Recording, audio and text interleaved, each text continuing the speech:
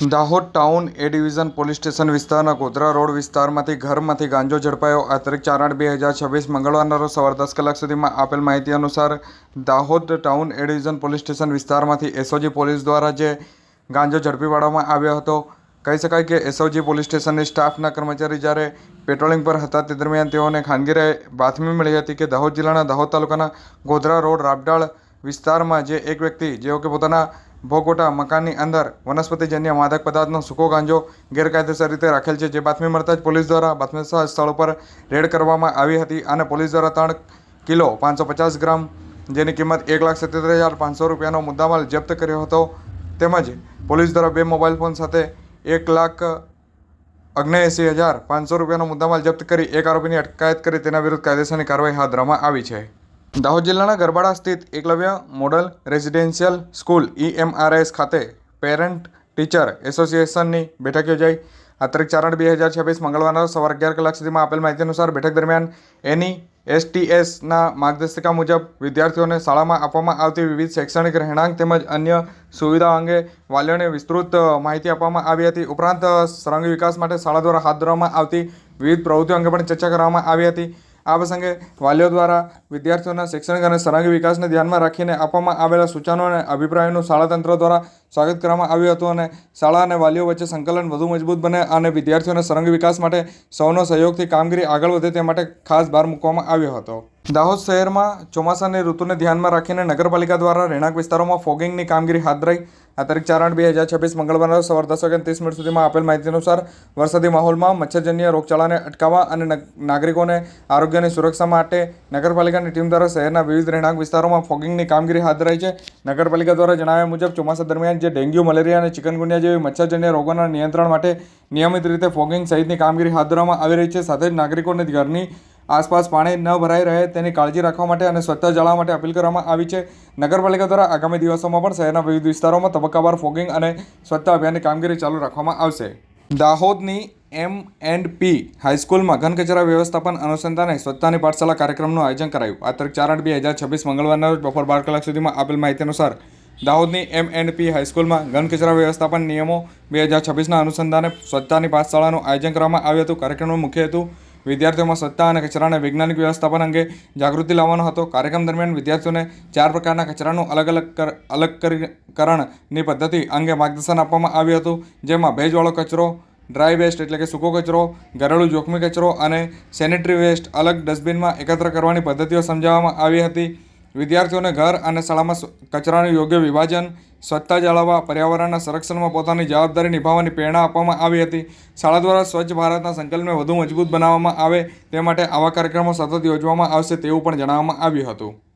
દાહોદ જિલ્લા પંચાયતમાં કુલ 8 સમિતિના અધ્યક્ષની વરણી કરાઈ. આ તારીખ 4/8/2026 મંગળવારના રોજ બપોર 3 વાગ્યા સુધીમાં આપેલ માહિતી અનુસાર દાહોદ જિલ્લા પંચાયતના 8 સમિતિના અધ્યક્ષની જાહેરાત કરવામાં આવી હતી. જેમાં અપીલ સમિતિના અધ્યક્ષ તરીકે ગમાબેન મોહનિયા, કારોબારી સમિતિના અધ્યક્ષ તરીકે સંગીતાબેન પટેલ, સામાજિક ન્યાય સમિતિના અધ્યક્ષ તરીકે ભૂરીબેન બારિયા, શિક્ષણ સમિતિના અધ્યક્ષ તરીકે રિંકુબેન બાબોર, જાહેર આરોગ્ય સમિતિના અધ્યક્ષ તરીકે સુમનબેન ડામોર, જાહેર બાંધકામ સમિતિના અધ્યક્ષ તરીકે નંદાબેન કટારા, ઉત્પાદન સહકાર અને સિંચાઈ સમિતિના અધ્યક્ષ તરીકે સોનલબેન નાયક અને મહિલા અને બાળ વિકાસ તેમજ યુવા પ્રવૃત્તિ સમિતિના અધ્યક્ષ તરીકે ડૉક્ટર રોશનીબેન પટેલ જેઓની વરણી કરવામાં આવી છે.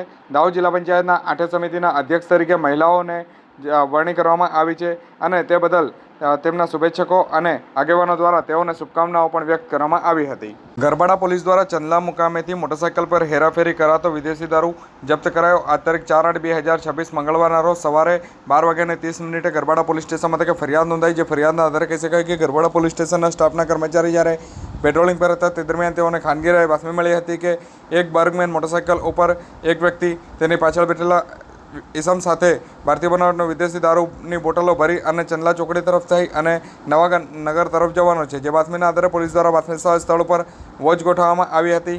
જેમાં પોલીસે બાતમીસર સ્થળ ઉપરથી કુલ 6,576 રૂપિયાનો વિદેશી દારૂ તેમજ મોટરસાઇકલ મળી 36,576 રૂપિયાનો મુદ્દામાલ જપ્ત કર્યો હતો. પોલીસ દ્વારા 2 ઇસમો વિરુદ્ધ ગુનો નોંધી કાયદેસરની કાર્યવાહી હાથ ધરવામાં આવી છે.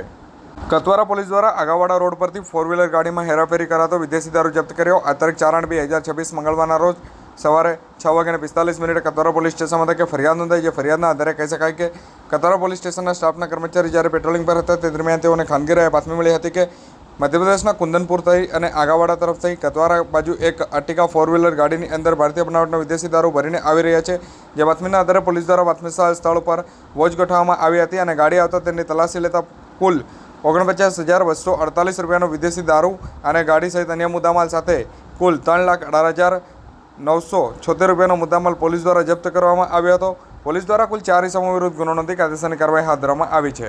દાહોદ જિલ્લા વિકાસ અધિકારીના અધ્યક્ષસ્થાને જિલ્લા પંચાયત ખાતે તમામ શાખા અધિકારીઓ સાથે સમીક્ષા બેઠક યોજાઈ. આ તારીખ 4/8/2026 મંગળવારના રોજ બપોરે 2 કલાક સુધીમાં મળતી વિગતો અનુસાર બેઠક દરમિયાન નિવૃત્ત કર્મચારીઓના પડતર પેન્શનની કેસોની વહેલી તકે નિકાલ કરવા તેમજ પ્રાથમિકતા ખાતાકીય અને પડતર તકેદારી કેસોની કામગીરી ઝડપી પૂર્ણ કરવા માટે જરૂરી સૂચનો આપવામાં આવ્યા હતા. ઉપરાંત માહિતી અધિકાર હેઠળના અરજીઓ, ગ્રીવેન્સ પોર્ટલ, કર્મયોગી પોર્ટલ, ઈ સરકાર અને નેશનલ પેન્શન સિસ્ટમ NPS સંબંધિત બાકી રહેલી કામગીરી સમયમર્યાદામાં પૂર્ણ કરવા માટે તમામને જરૂરી સૂચનો આપવામાં આવ્યા હતા. જિલ્લા વિકાસ અધિકારીએ તમામ શાખાઓમાં પડતર પ્રશ્નોના કામગીરીનો સમયસર નિકાલ કરી પારદર્શક, જવાબદાર અને અસરકારક વહીવટ સુનિશ્ચિત કરવા પર ખાસ ભાર મૂક્યો હતો.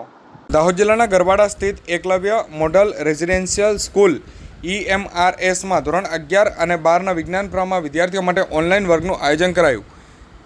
આ તારીખ 4/8/2026 મંગળવારના રોજ બપોરે 1:30 સુધીમાં આપેલ માહિતી અનુસાર વિદ્યાર્થીઓને ગુણવત્તાસભર શિક્ષણ અને સ્પર્ધાત્મક પરીક્ષાઓ માટે વધુમાં વધુ સારી તૈયારી મળી રહે તે માટે આ ઓનલાઈન કક્ષાઓ શરૂ કરવામાં આવી હતી. શાળામાં અભ્યાસ કરતા ધોરણ 11 અને 12ના વિજ્ઞાન પ્રવાહના જે વિદ્યાર્થીઓ આ ઓનલાઈન વર્ગોમાં ઉત્સાહપૂર્વક ભાગ લીધો હતો. શાળા તંત્રના જણાવ્યા મુજબ આવા ઓનલાઈન અભ્યાસક્રમોથી વિદ્યાર્થીઓના વિષય જ્ઞાનમાં વધારો થવાની શક્યતા સાથે શૈક્ષણિક કામગીરીને વધુ મજબૂત બનશે અને ભવિષ્યની સ્પર્ધાત્મક પરીક્ષાનો પણ લાભ મેળવી શકશે.